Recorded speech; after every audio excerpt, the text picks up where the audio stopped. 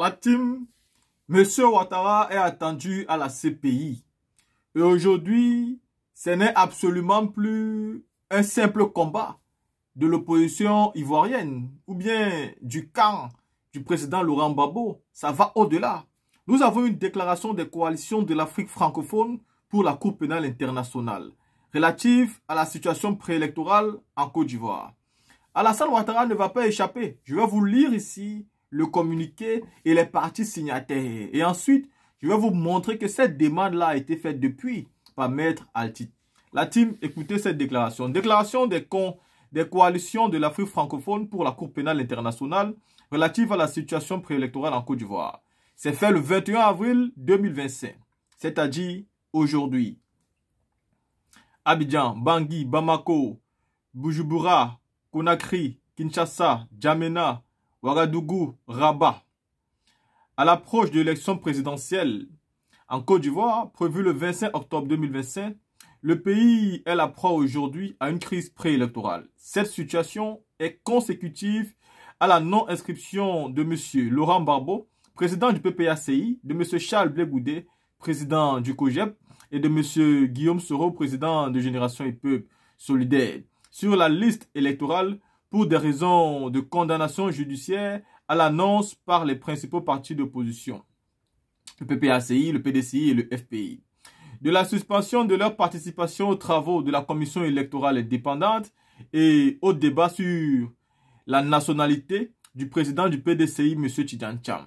Aujourd'hui, à environ 6 mois de l'élection présidentielle, la tension continue de monter avec des appels au meurtre, des discours de haine, ivoirité, xénophobie, des violences verbales, etc. Les Ivoiriens ont peur et ne souhaitent pas revivre la crise préélectorale de 2010 qui avait fait plus de 3000 morts. Face donc à cette situation qui peut engendrer des crises graves et eu égard au fait que la Côte d'Ivoire est toujours sous enquête de la CPI, les coalitions de l'Afrique francophone pour la Cour pénale internationale demandent à monsieur le procureur de la CPI d'envoyer un signal fort aux acteurs politiques ivoiriens afin de les dissuader à la commission des crimes. Par ailleurs, la CAF CPI exhorte le procureur à publier les résultats de l'enquête Côte d'Ivoire, partie 2. Ces messages pourraient éviter un remake de 2010. Ne dit donc pas que mieux vaut prévenir que guérir. La CPI doit aussi jouer son rôle de prévention. Pour les coalitions de l'Afrique, pour la CPI, le coordinateur, M. Ali Ouattara. Les organisations qui ont eu à signer ça, tenez-vous bien, écoutez, coalition burundaise pour la CPI, coalition centrafricaine pour la CPI, coalition guinéenne pour la CPI, coalition ivoirienne pour la CPI, coalition malienne pour la CPI, coalition marocaine pour la CPI, coalition tchadienne pour la CPI, association Nouri-Gior pour le Burkina Faso, la CAD de la RDC, les ONG Berco de la RDC. La team ici, vous voyez donc que beaucoup d'associations appellent ici la CPI à prendre ses responsabilités. Il faut que quelque chose soit dit, quelque chose soit fait pour éviter un désastre, une catastrophe en Côte d'Ivoire en cette année électorale de 2025. Parce que tous les prémices sont là. Mais est-ce que ce sont les premiers à demander quelque chose pareil? La team, figurez-vous que non. Ils ne sont pas les premiers car Maître Altit du président Laurent Gbagbo avait déjà fait cette demande-là. La team, écoutons cette vidéo. Madame, Monsieur les juges, vous vous souvenez certainement que depuis le déclenchement de la crise post-électorale en Côte d'Ivoire, le procureur n'a cessé de proclamer qu'il poursuivrait tous les auteurs des crimes, quel que soit leur camp. Mais ici ne se trouve que le président Gbagbo. Pourquoi? Est-ce parce que les auteurs de ces crimes sont inconnus?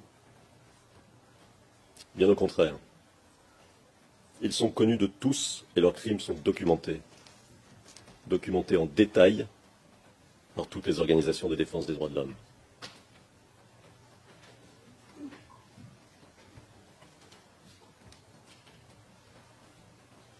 Ils sont bien connus, ceux qui se sont appropriés et ont mis en coupe réglée le nord du pays depuis le 19 septembre 2002.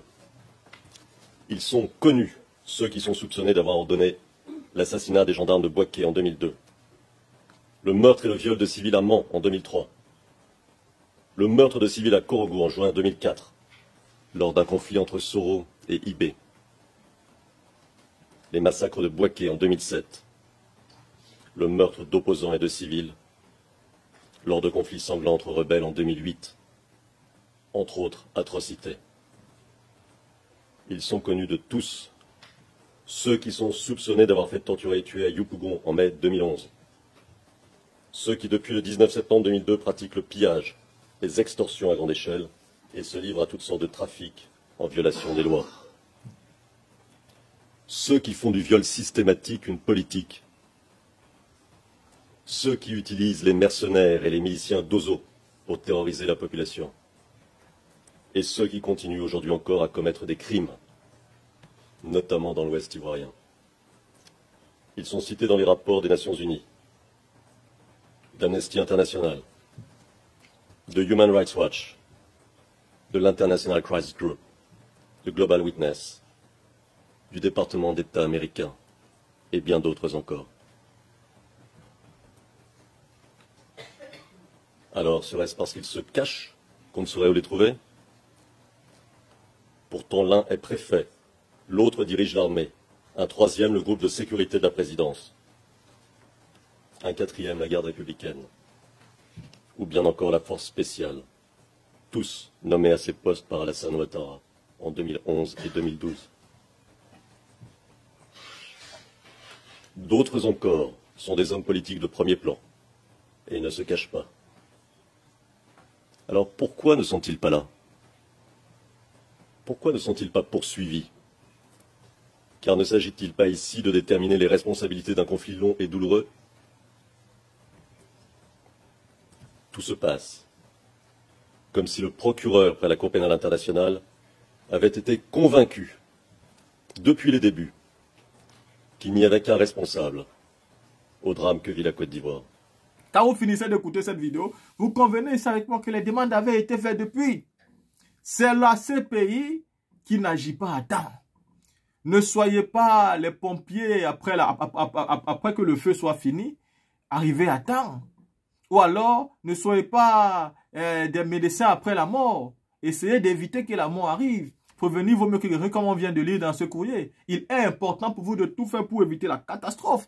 Mais n'attendez pas que la catastrophe soit faite. Après, vous allez venir vous jouer les bons samaritains pour arrêter et emprisonner les gens. Il est important de dissuader les gens à l'heure actuelle. De rappeler à Alassane Ouattara qui n'a pas encore été jugé et que ce problème est encore en suspens à la CPI. Il pourra au moins être dissuadé d'essayer à manipuler la Constitution pour faire du mal à la Côte d'Ivoire. Parce que en rejetant les candidatures du président Babo, Tidjane Thiam et Soro Guillaume, honnêtement, qu'est-ce qu'il fait là? Il attise le feu. Je ne parle pas de Blé Goudé parce que lui, il a dit qu'il n'est pas pressé, qu'il a tout son temps. Qu'on peut même le garder. Il a dit qu'il n'a pas de problème. Donc, Charles Blé Goudé, pour moi, je ne vois pas pourquoi vous continuez encore à parler pour lui. Lui, il a dit qu'il va faire la Ousmane Sonko. Lui, n'a pas de problème. Réglez donc les problèmes de ceux qui ont des problèmes.